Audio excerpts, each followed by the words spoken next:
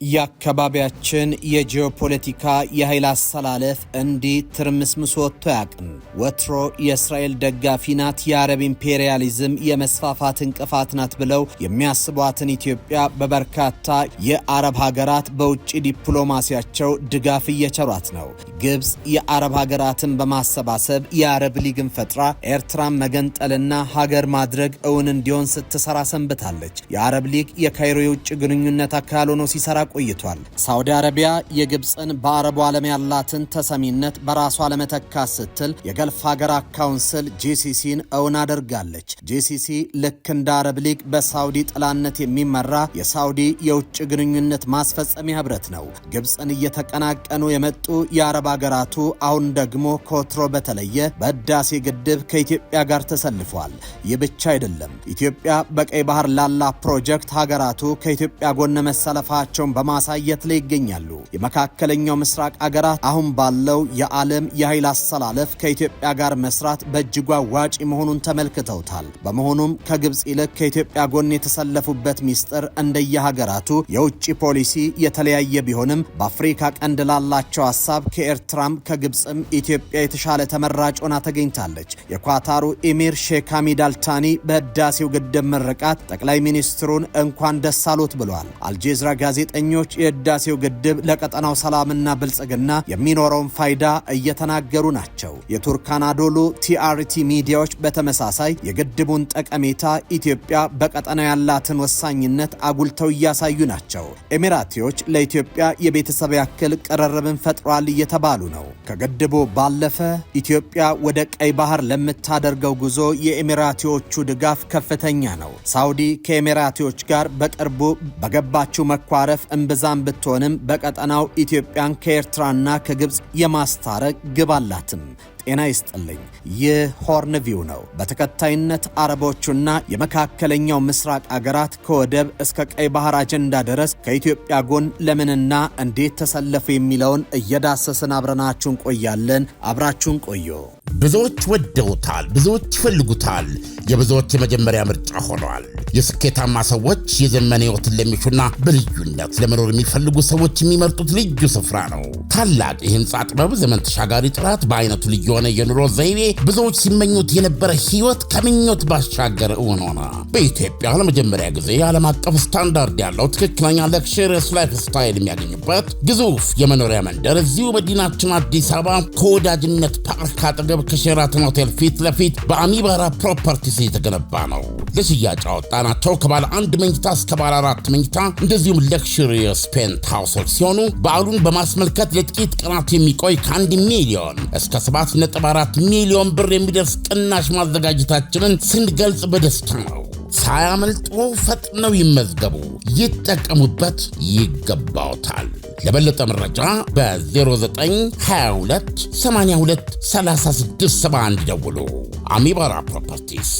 ከእስራኤልን ጀምር። እስራኤል በቀጠናው ልዩ ፍላጎት አላት። በቅርቡ የተካሄደው የእስራኤል ኢራን ጦርነት እስራኤል በአፍሪካ ቀንድ ላይ ፈጣንና የካርታ ለውጥን ሊያዋልድ የሚችል እርምጃ እንድትወስድ ሊያስገድዳት እንደሚችል በርካታ ተንታኞች በመናገር ላይ ይገኛሉ።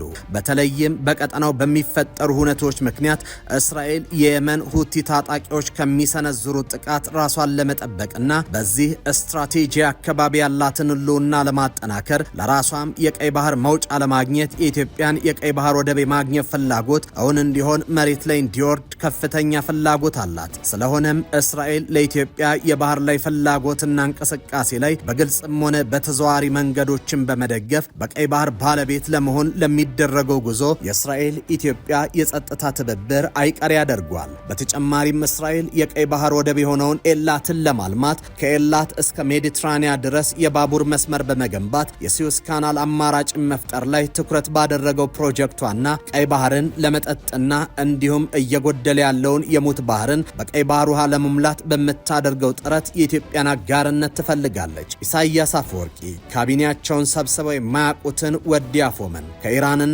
ከሁቲዎች ጋር አብሮ በመሆን ቀጠናውን እያመሱት ያሉት የኢሳያስ አፈወርቂ አስተዳደርን እስራኤል ማስወገድ ትፈልጋለች። እርግጥ ኢሳያስ ቀጠናው ላይ በሱዳን ለአልቡርሃን አስተዳደር ጦር መሳሪያ መሳሪያ እያቀረበች ያለችውን ኢራንን ወግነው መዋጋት ይፈልጋሉ።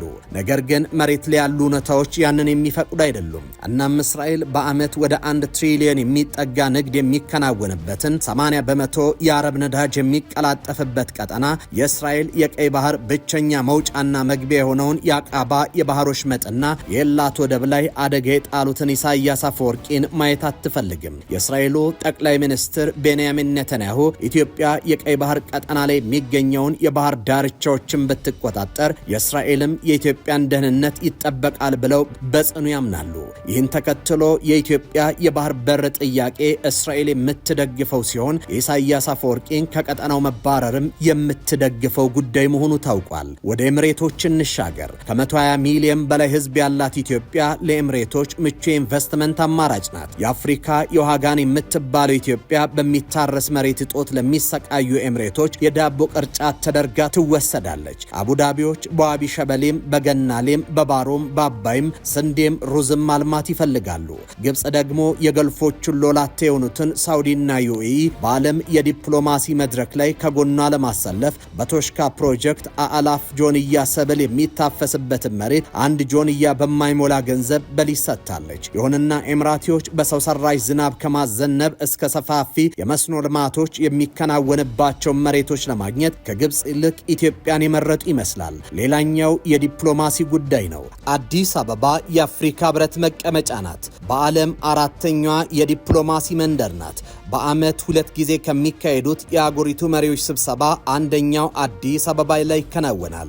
ለኤምሬቶች 54 የአፍሪካ ሀገራትን በቀላሉ ለማግኘት አቋራጭ መንገድ አዲስ አበባ ናት። በአገሪቱ የነጻነት እንቅስቃሴ ኢትዮጵያ ያበረከተችው አስተዋጽኦ ከአገሩ ባሻገር ጥቁሮች በስፋት በሚኖሩባቸው ሀገራት ሰንደቅ ዓላማዋ የነጻነት አርማ ተደርጎ መወሰዱ በዲፕሎማሲው ገበያ ላይ ያለውን ዋጋ እጅግ ያልቀዋል። ከዚህ ባሻገር የባህር መተላለፊያ ኮሪደሮችን መቆጣጠር የሀያላኑ ሀገራት ትልቅ ትንቅንቅ ነው። በኃይል አሰላለፍ ጨዋታው የመካከለኛ ደረጃ የኃይል ተሰላፊ ናቸው የሚባሉት የባህረ ሰላጤው ሀገራት ቀይ ባህርን ለመቆጣጠር በሚደረገው ፉክክር ውስጥ ቀዳሚ ናቸው። ኤምሬቶች በኤርትራ አሰብ፣ በሶማሌላንድ በርበራ፣ በጅቡቲና ሶማሊያ እጃቸውን ዘርግቷል። በሱዳን ከአምዳን ደጋሎ ጋር በመሆን አልቡርሃንን እየወጉ ነው። አልፋሽጋ መሬትን የወረሩት ቡርሃን ለካይሮ እንጂ ለአዲስ አበባ የሚሆኑ ሰው ሆኖ አልተገኙም። ኤምሬቶች በቀጠና የሚፈልጉትን ለመፈጸም ኢትዮጵያን ካልያዙ የሚሆን አይደለም።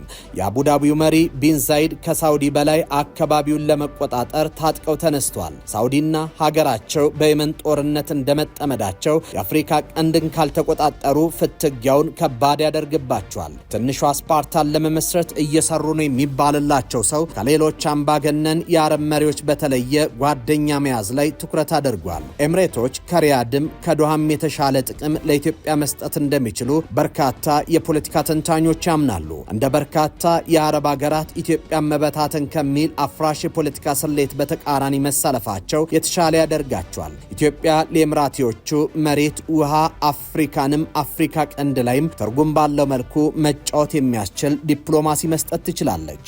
ወደ ሳውዲ እንሻገር። ኢትዮጵያና ኤርትራን የማሸማገል ሚና መጫወት ትፈልጋለች። ሁለቱ ሀገራት ሰላም እንዲሆኑ እየሰራች ነው። ነገር ግን የኤርትራ መንግስት አልቡርሃንን መደገፉን ተከትሎ ችግር ተፈጥሯል። በተለይም በሱዳን የሚንቀሳቀሰውን ለእስራኤልና ለሳውዲ አረቢያ ችግር እየፈጠረ ያለውን የአልቡርሃን መንግስት ድጋፍ እያደረጉ ያሉት የኤርትራ መንግስትና ኢራን ናቸው። የሱዳን ፈጥኖ ደራሽ ኃይል መሪ ጀነራል መሐመድ ሐምዳን ደጋሎ ለአልቡርሃን ድጋፍ በማድረግ ጦርነት እያባበሰች ያለችው ኢራን ናት። የኢራን አብዮታዊ ዘብ የአልቡርሃንን ኃይሎች ይደግፋል። የውጭ ኃይሎች በሱዳን ውስጣዊ ጉዳይ ጣልቃ ከመግባት ሊቆጠቡ ይገባል። እኛ ፖርት ሱዳን እስከምንገባ ድረስ ውጊያውን እንቀጥላለን ማለታቸውም ይታወሳል። በዚህ ምክንያት እስራኤል በኢትዮጵያ ኤርትራና ሱዳን ግጭት ውስጥ ልትገባ ትችላለች። ኢራን በኤርትራና በሱዳን የሚደገፉ የአልቡርሃንን ኃይሎች እየረዳች መሆኑን ተከትሎ ነው ወደ ቀንዱ ውጥንቅጥ ልትገባ መሆኑ የተነገረው። ኢራን ከሱዳኑ መሪ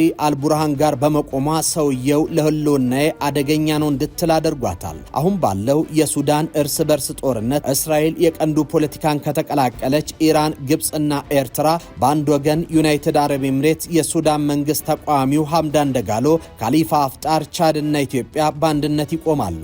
እስራኤል ያለችበት ጎራ ምዕራቡ ዓለም እንደሚያስከትል የሚጠበቅ ነው። ከዚህ በተጨማሪ ታዋቂው የእስራኤሉ ጋዜጣ ጄሩሳሌም ፖስት ሱዳን ዋነኛዋ የኢራን መሳሪያ መሆኗን በመጥቀስ እርምጃ ሊወሰድባት እንደሚገባ ለእስራኤል መንግስትና ለምዕራባውያኑ አሳስቧል። የደህንነት መስሪያ ቤቶች መረጃ መሰረት ያደረገው የጋዜጣው መረጃ የሱዳኑ ጀነራል አልቡርሃን ኢራን ለምትደግፋቸው የቀጠናው ታጣቂዎች በተለይም ለየመን ሁቲዎች መሳሪያ ቀባይ መሆኑን ያብራራሉ።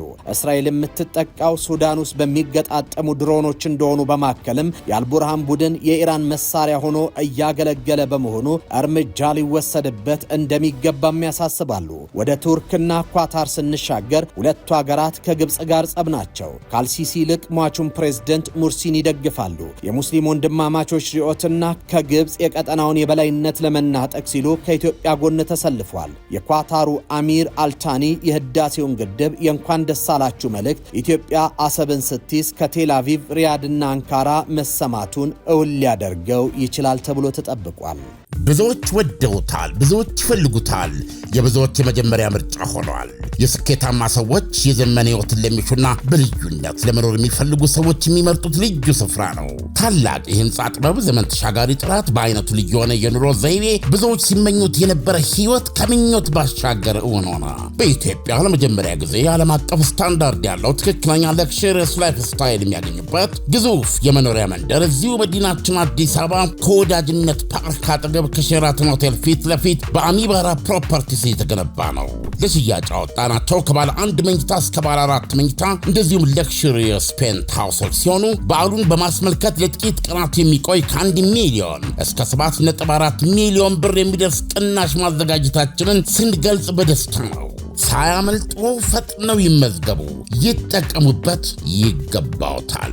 ለበለጠ መረጃ በ0922 82 3671 ደውሉ። አሚባራ ፕሮፐርቲስ